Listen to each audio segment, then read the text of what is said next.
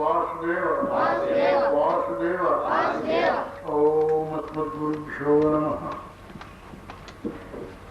నరరూప నారాయణులందరికీ నమస్కారం. ఈనాడు నల్లాపురం పాలెం పాఠశాల ప్రాంగణంలో మీ అందరినీ కలుసుకోవడం, మీ అందరితో కలిసి ముచ్చరించడం, ఆనందంగా కొంతకాలం గడపడం ఇది ఎంతో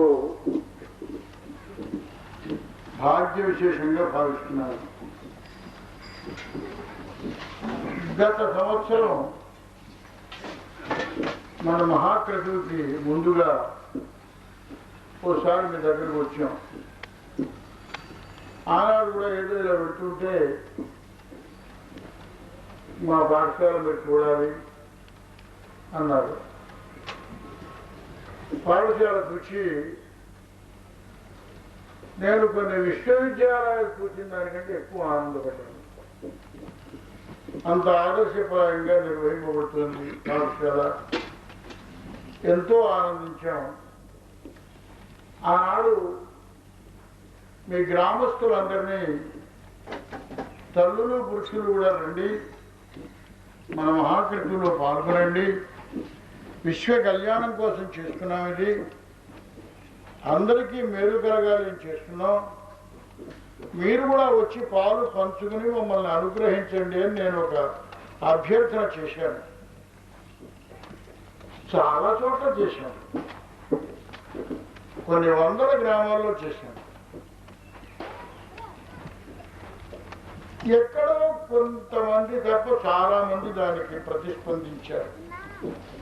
అలాగే ఈ గ్రామం నుంచి కూడా చాలా మంది ఆ యజ్ఞానికి దయచేసి సేవా కార్యక్రమంలో పాల్గొన్నారు. ముఖ్యంగా 10 మంది కలిసి సంతోషంగా కొంతకాలం గడిపితే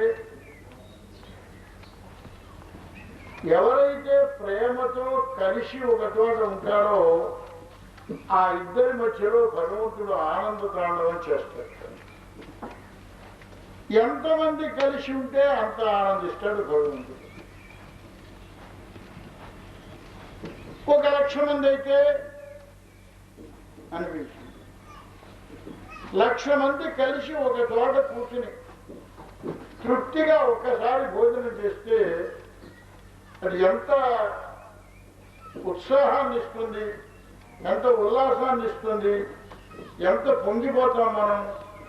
ఈ సంతోషము ఇంతమందికి కలిగినప్పుడు భగవంతుడు ఎంతో ఆనందించి ఇంతమందినే కాదు మొత్తం లోకంలో ఉన్న మానవ జాతిని కాదు అన్ని ప్రాణుల్ని కూడా అనుగ్రహించి శాంతి ప్రసాదిస్తాడు. చేత లోకంలో మనకి శాంతి కలగాలి అంటే ఆస్తి సంపాదిస్తే కలగదు. ఆస్తి ఎక్కువైన కొద్దీ ఆందోళనలు ఎక్కువవుతున్నాయి. ఆదాయం పెరిగిన కొద్దీ ఇన్కమ్ ట్యాక్స్ వాళ్ళ గురించిన భయం పెరుగుతుంది, ఎప్పుడు వస్తారు. వీడు ఆదాయం పెరిగిన కొద్దీ ఇన్కమ్ ట్యాక్స్ ఆఫీసర్కి కాదు, గుమాస్తాకి కాదు, వాళ్ళ చపరాశికి కూడా వీడు జోహార్ చేస్తుంటాడేమో, ఏ క్షణంలో ఏ కొంపల మీద తీసుకొస్తారు. ఆందోళనలు పెరుగుతాయి, దానివల్ల శాంతి లభించదు. భవనాలు కట్టుకున్నందువల్ల శాంతి లభించదు. 10 మంది కలిసి ఒక చోట అందరూ పరస్పరం ప్రేమతో ఉన్నప్పుడు అది శాంతి కలుగుతుంది, శాంతి లభిస్తుంది. అవన్నీ కూడా మన వాతావరణంలో ఉన్న కాలుష్యాన్ని పోగొట్టడానికి, మన మనస్సునికి ప్రశాంతిని కల్పించడానికి, ప్రశాంతములైన మనస్సులతో మనం ఏ పని చేసినా అది అందరికీ మేలు కలిగించేదిగా ఉంటుంది.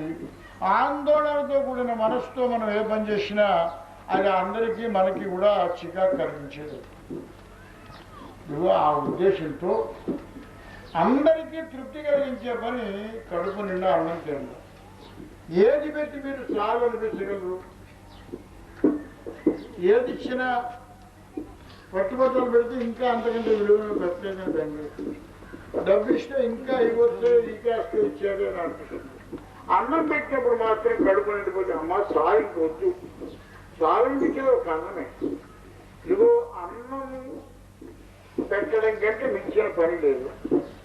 ఆ అన్నం పెట్టడం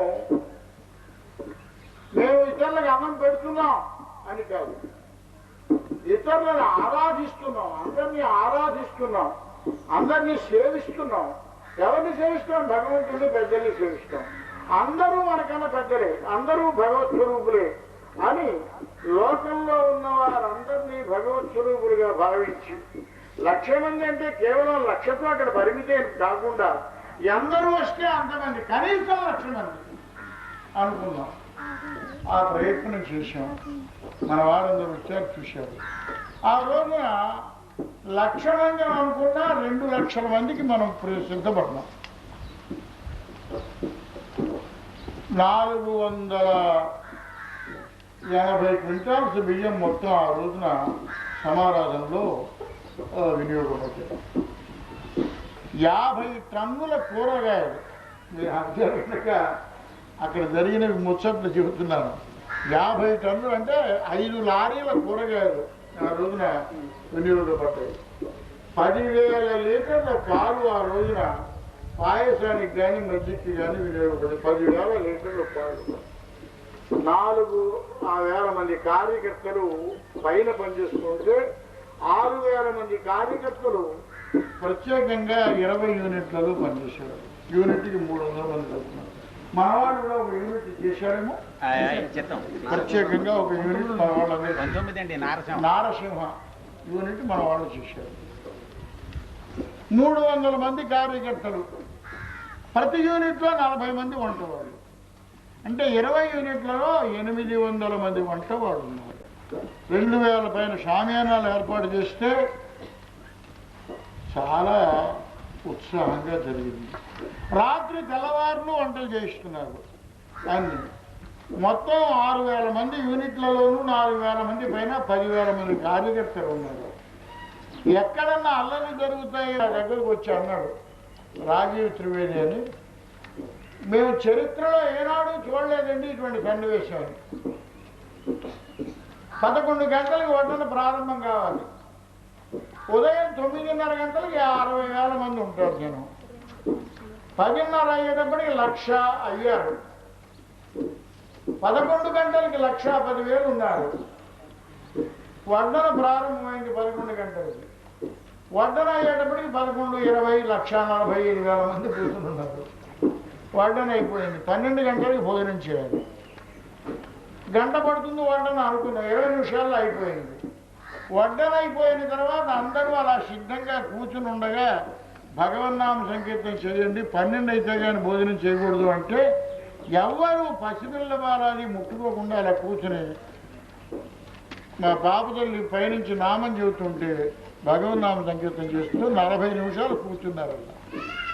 చరిత్రలో ఏనాడు కనివిని ఎరగని ముచ్చటది. 12 గంటలకు భోజనం మొదలెట్టారు. 12:30కి అయిపోయింది. 1 గంటకి ఖాళీ అయిపోయింది. మళ్ళీ 30,000 మంది వచ్చారు. వాళ్ళ భోజనాలు 2:30కి అయిపోయినాయి. ఇది ఒక ఆశ్చర్యకరంగా జరిగిన సన్నివేశం. ఎందువల్ల ఇంత దిగ్విజయంగా జరిగింది అంటే చిత్తశుద్ధితో మీలాంటి కార్యకర్తలందరూ వచ్చి పనిచేశారు కనుక జరిగింది. ఒక లక్ష్మణేంద్రుడు వారు ఏమిటి చేస్తాడు? ఆయన అక్కడ శీర్షాసనం వేస్తే అవుతుందా? సర్వాంగాసనం వేస్తే అవుతుందా ఈ పని? ఒక వ్యక్తి వల్ల కాదు, సామూహికమైన శక్తి. మనందరము ఒకటి. ఐకమత్యం ఐకమత్యం అంటూ ఉంటారు. ఐకమత్యం అంటే ఏకమతి అని. మనందరం వేరు వేరు కాదు, ఒక్కటి అన్న ఆలోచనకి ఐకమత్యం అని పేరు. అట్టి ఐకమత్యం వల్ల జరిగింది. ఇక్కడెక్కడో తణుకు దగ్గర నల్లాకుల వారిపాలెనికి పెదముక్తి, కృష్ణా జిల్లాలో మచిలీపట్నం దగ్గర ఉన్నటువంటి పెదముక్తిలో జరిగితే ఏమిటి సంబంధం? వీరు ఎందుకు బియ్యం ఇవ్వాలి, వీరు ఎందుకు అక్కడికి రావాలి, వీరు ఎందుకు అక్కడ సేవ చేయాలి? అరే వారు వేరు మనం వేరు కాదు, అందరూ ఒకరు అనుకుంటే అయ్యేది కాదు.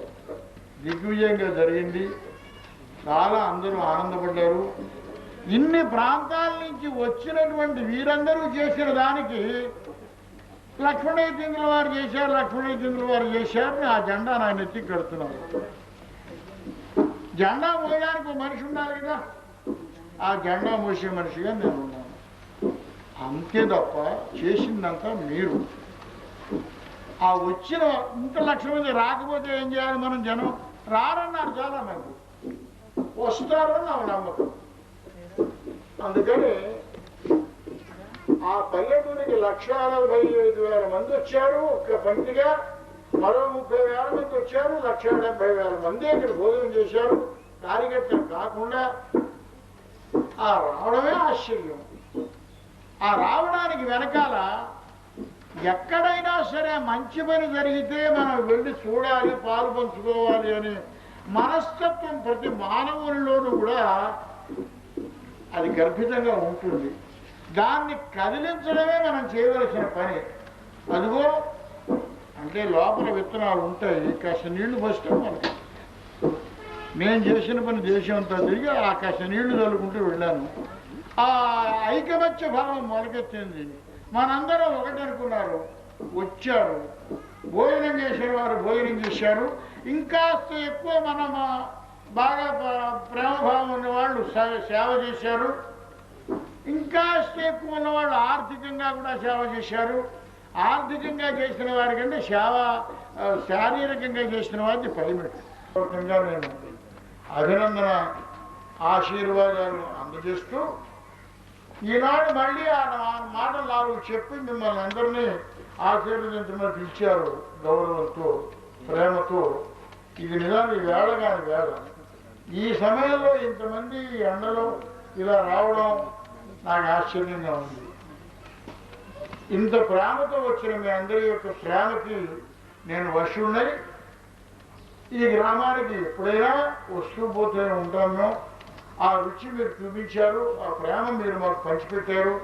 అందుకు మీరు కృతజ్ఞున్నై ఆశీర్వదిస్తున్నాను.